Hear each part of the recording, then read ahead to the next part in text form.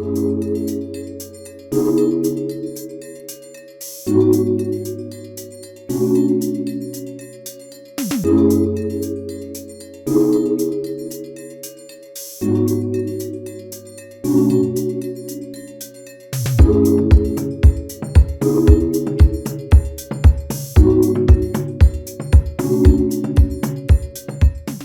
I'm Banggo Niu. I'm a fashion designer, and this is my label, Banggo Niu Manila. Good afternoon, Sir Good Banggo. afternoon, Sir Jay. Pleasure. When did you start going into weddings? So I formally started fashion design at around 2016, but formally started doing weddings around 2019, late 2019 to early 2020s. Quick fact about me is, when I started doing fashion, parang I never thought of doing weddings as I had a very specific thing in my head. Parang I wanted to be like Dior or YSL here in the Philippines. But knowing the Philippines market, I know na hindi siya masyadong mag-work. So I had a decision to finally do weddings. And yeah, I since I started doing weddings, I really do love it and I enjoy it so much.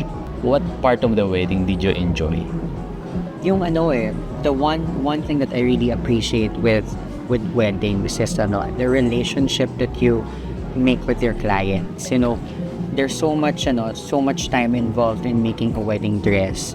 Months and months of preparations, meetings and fittings. You do multiple fittings with your brides, and you get to know your clients, your brides more. You develop a deep relationship with them, and nakakatuwa. Sobrang that's my favorite part, yung nakikilala ko yung bride, kung paano yung love story nila nung fiancé niya, nung groom to be niya. And another thing is, I'm a Christian, Sir Jerry, and I love to be able to, I love na napapag-pray ko yung mga brides ko before the wedding. Usually the last fitting when they pick the dress up.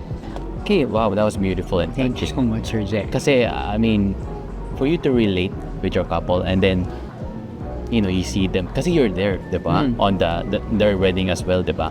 So from the fitting, how many fittings usually for the couple? Minimum of 2 fittings for a bride. So depende yan kasi usually yung brides yung nag-request parang Okay. kahit hindi naman neat, but sometimes they really want to fit again. So syempre I give it to them for we get to fit mga 2 to around 4 or 5 Sure. fittings. Yeah. Sure, right. I have one bride, I got to see her, we fitted mga 9 times. Why? But Gusto lang niya. Gusto lang talaga niya mag-set ng 9 times. But it's okay. I mean, I really enjoyed it. It wasn't complicated. Hindi siya mahirap. Na-enjoy ko naman yung process. okay, I was thinking, what if siguro mga 3rd, 4th fitting, they notice something that they want to change? How does that work? Or was there even a bride na nag-request ng something like that? Actually, wala pa naman, Sir Jerry. Kasi on the first fitting pa lang, I make sure na the bride can visualize the overall look of the wedding dress.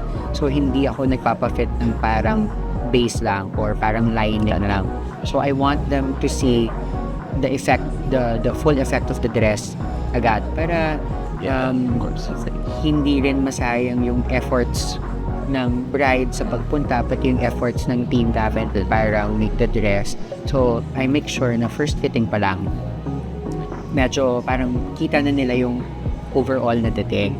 But there are instances na medyo malaking alteration kasi malaki yung na-lose na weight ng bride. Pero syempre, paminsan kasi kahit tayo, nagkakaroon tayo ng na may mga instances na we want to change something with like an order that we made. So, if kung possible, I mean, why not? But hindi gawin. So, How soon, like, can the bride expect like the final from designing to like delivering the actual dress? I normally work with the bride's time and with their request. So, depende talaga. I have mga brides na parang they want, if kunyari, we got their measurements this month, they want to fit like 2 weeks after, ganyan. Pero may mga brides din ako na when we get their measurements this month, they want to see me like after 3 months pa.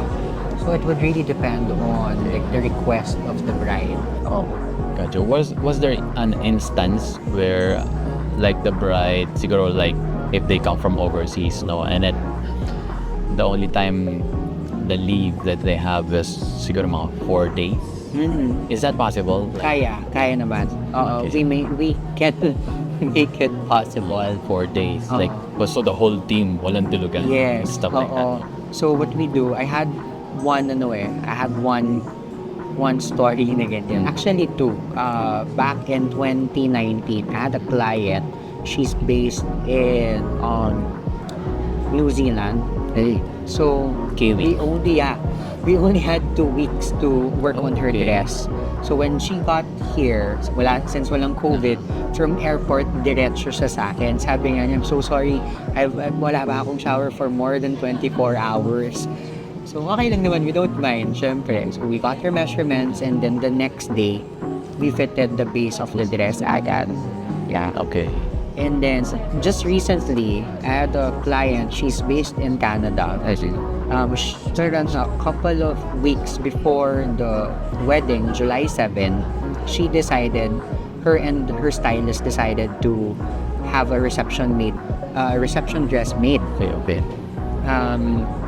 Yung flight niya going back to the Philippines was July 2. The wedding is July 7. July 2 is a Saturday. She got here mga 11 p.m.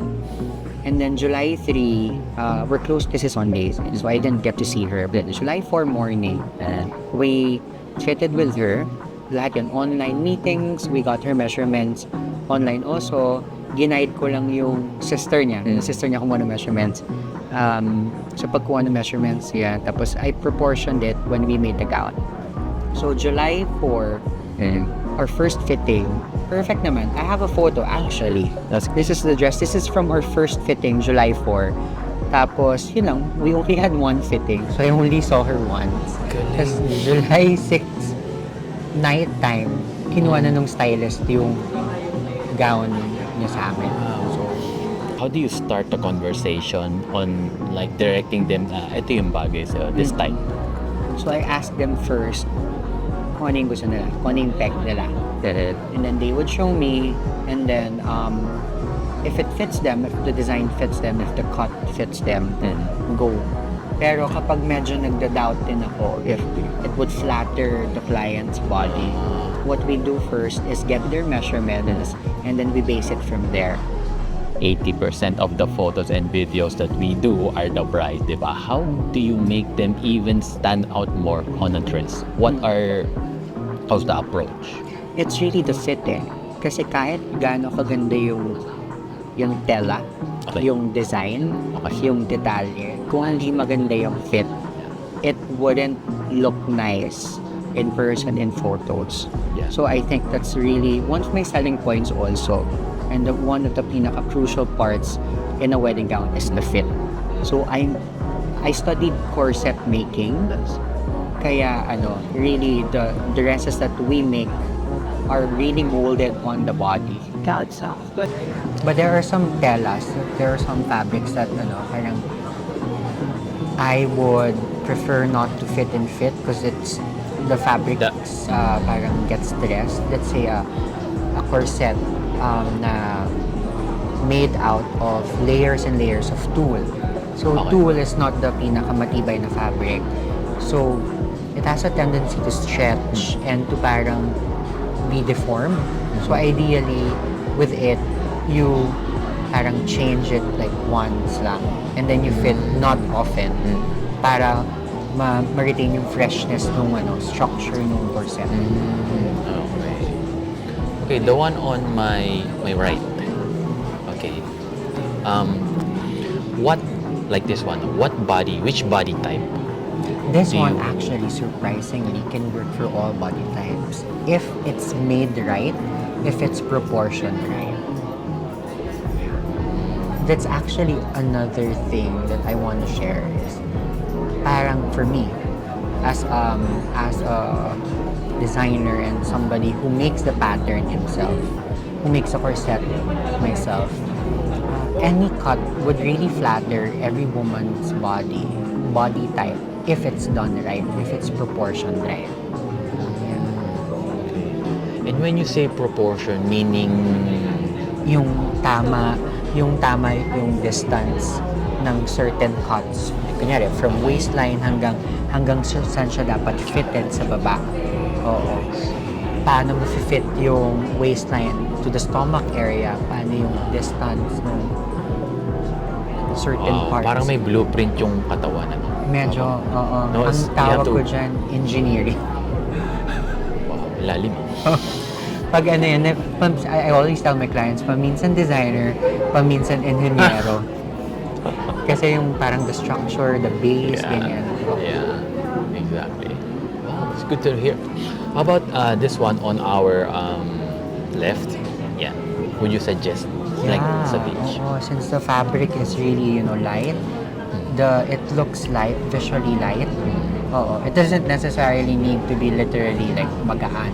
But if it looks light sa mata, pasok. And this is very light. Kasi parang yung inspiration ko for this piece is effortless. Actually, these two dresses, ang inspiration ko dito is sando. I want a sando dress. Sando, as in Yeah. Oh yeah, oo nga, no. I want a sando dress. I see, I got you. Don't overcrowd your phone with inspirations. So if you find the right dress or the dress that you really want, stick with that. Parang develop on that. Parang don't explore on so much designs. Kasi I've had some clients na parang sa sobrang overwhelmed nila sa Pinterest pati sa Google, hindi na talaga nila alam yung gusto nila na look for their weddings. Listen to your designers. Soon to its Listen to your brides. designers. Kasi syempre, you have to trust them every inch of the way, especially when it comes to the creative process. Kasi if you parang restrict them, hindi mo ma-reach yung full potential nung not only for the designers but for all the suppliers na you'd be booking. Malilimit sila kapag kinontrol masyado ng client yung galaw. The parang overall design or concept should come from the bride to be enhanced by the designer, to be tweaked by the designer to ultimately flatter their body type. So, wow. Hindi pwedeng all bride, hindi rin pwedeng all designer.